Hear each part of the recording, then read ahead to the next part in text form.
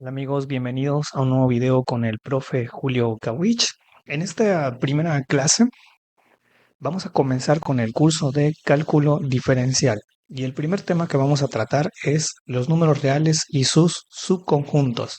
Quiero mencionar antes de comenzar muy rápidamente que el temario que les presenté en un video anterior ha cambiado, ya no se está manejando el mismo temario y aquí les voy a presentar rápidamente cuál es el temario ya actualizado al año 2024, a la fecha de hoy. Entonces, como se puede ver, el primer tema trata de funciones y el día de hoy vamos a trabajar el tema 1.1, los números reales y sus subconjuntos. Entonces, sin más, pues vamos a comenzar con lo que vendría siendo la definición de los números reales.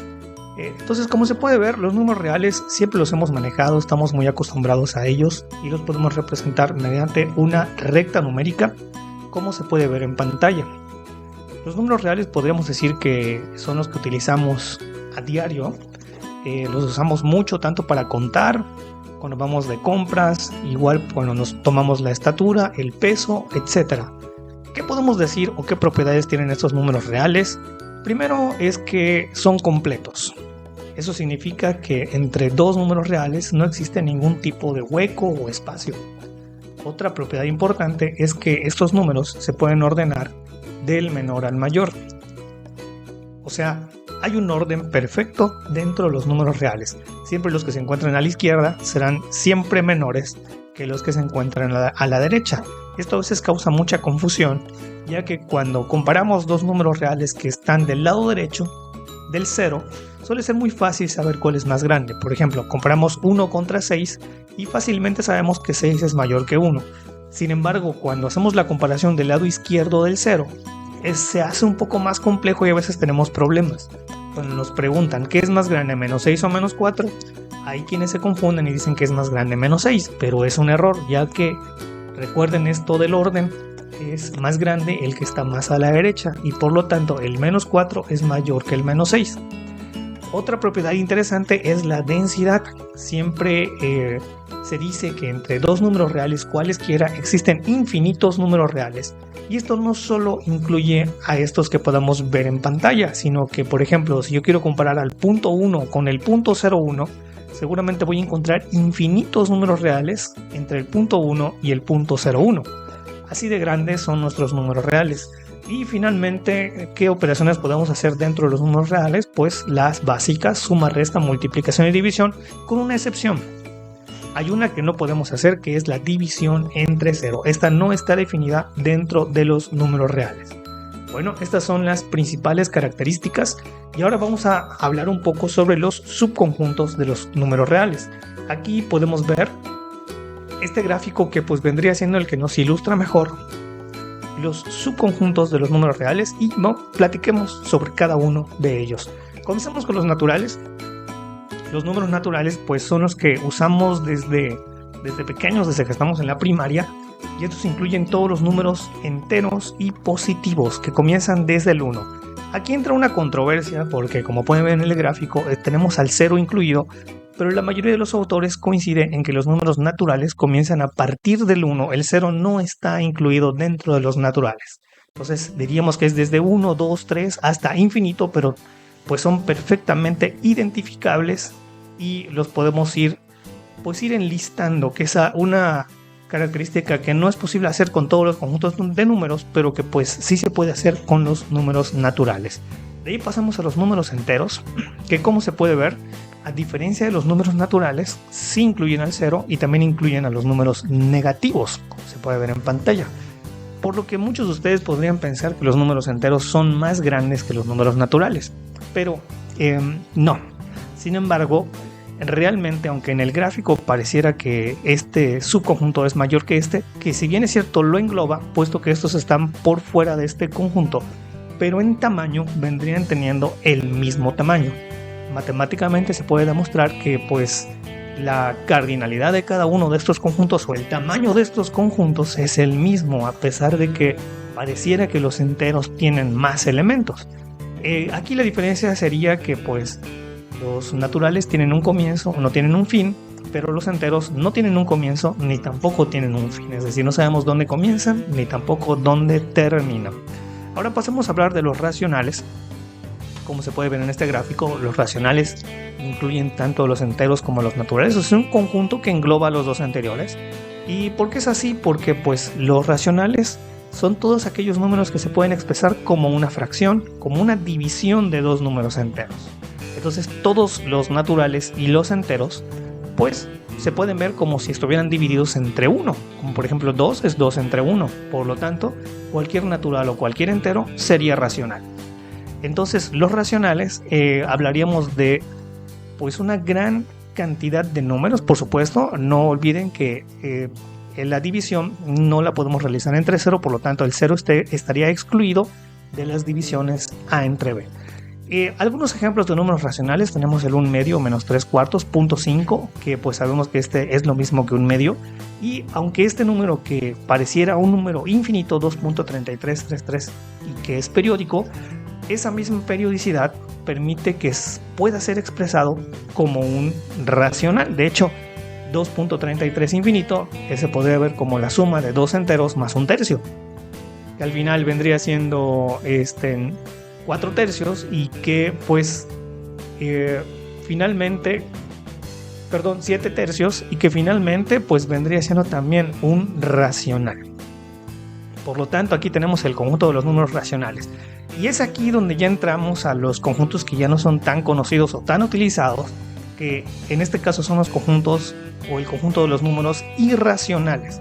Una observación es cómo se representan los racionales con una Q, los irracionales con una Q complemento, ya que complementan a los racionales. Sin embargo, los irracionales se pueden dividir en dos partes. Y es importante que yo les explique y entiendan muy bien cómo se subdivide cada uno de estos conjuntos. Comenzamos con los primeros, que son los reales algebraicos. Como pueden ver, este conjunto de reales algebraicos abarca tanto racionales enteros como naturales. Y dicen, ¿y cómo es posible que estos números engloben a todos estos? Y aparte tengan otros más. Primero vamos a entender qué es un número real algebraico. Entonces, real algebraico vendría siendo pues un tipo de números que tienen cierta particularidad o que cumplen cierta propiedad. ¿Cuál sería esta propiedad? Bueno, debe existir una ecuación que tenga esta forma: ANXN más N menos 1 X menos 1, así hasta llegar a A0, está igualada a 0, pero donde estos coeficientes A deben ser todos números enteros. Y X debe ser la solución, o sea, debe ser el número algebraico en cuestión. Y me dirán, ¿y cómo es posible que exista esta clase de ecuaciones y esta clase de números? Vamos a poner algunos ejemplos de números algebraicos. Aquí les pongo el primero, la raíz de 2. La raíz de 2 se puede obtener al resolver esta ecuación: x cuadrada menos 2 igual a 0. Si yo la despejo, va a tener dos soluciones, que serían en este caso más menos la raíz de 2. Nos va a interesar la positiva, que es una de ellas, pero que esta solución vendría siendo pues un número algebraico. Este número es completamente irracional, pero que se pudo expresar mediante una ecuación que tiene todos sus coeficientes enteros. Vean aquí cuáles son los coeficientes. Tenemos uno del 1 y del menos 2. Son los coeficientes de esta ecuación. Aquí tengo otro ejemplo que es el número áureo.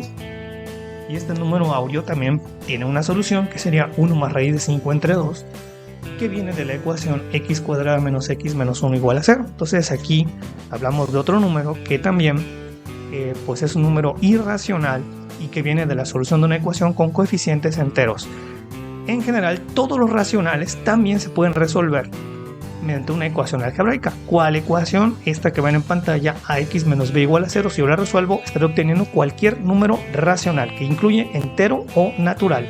Por lo tanto, de esta deducción, pues estamos notando cómo los reales algebraicos abarcan tanto a los racionales como a los enteros, a los naturales y parte de los irracionales, pero no a todos, porque existen otros un poquito más complejos, de los que vamos a hablar a continuación, que son los números trascendentales.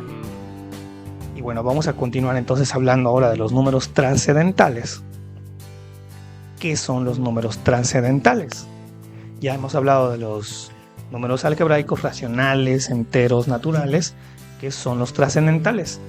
¿O cuál es la diferencia con los algebraicos? Bueno, precisamente los números trascendentales son aquellos que no se pueden resolver con la ecuación que comentamos anteriormente, es decir, no puedo encontrar números enteros, los cuales le den solución a esta ecuación y me permitan encontrar ese número. Entonces, ¿qué tipo de características tienen estos números trascendentales? Pues la primera, pues primero que nada son números con infinitos decimales y que además no tienen un periodo o una explicación a su comportamiento. Entonces, forman parte de los números irracionales, pero como podemos ver, no son algebraicos. Por eso se dice que trascenden en el álgebra. Y aunque parezca increíble, pero pues estos números son mucho más abundantes que los números algebraicos. ¿Por qué diríamos que son mucho más abundantes? Se los pongo muy simple. Si nosotros a cualquier número algebraico le sumamos un trascendente, obtendríamos como resultado un trascendente. Y por lo tanto, por esa sencilla razón, ya tendríamos por cada trascendente todo el conjunto de números algebraicos. Esto hace que los trascendentes sean mucho más densos, mucho más grandes y mucho más comunes que los algebraicos.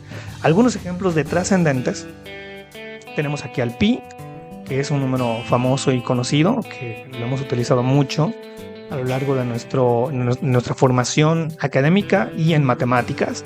También la exponencial y pues la mayoría de las funciones trigonométricas con la mayoría de los ángulos.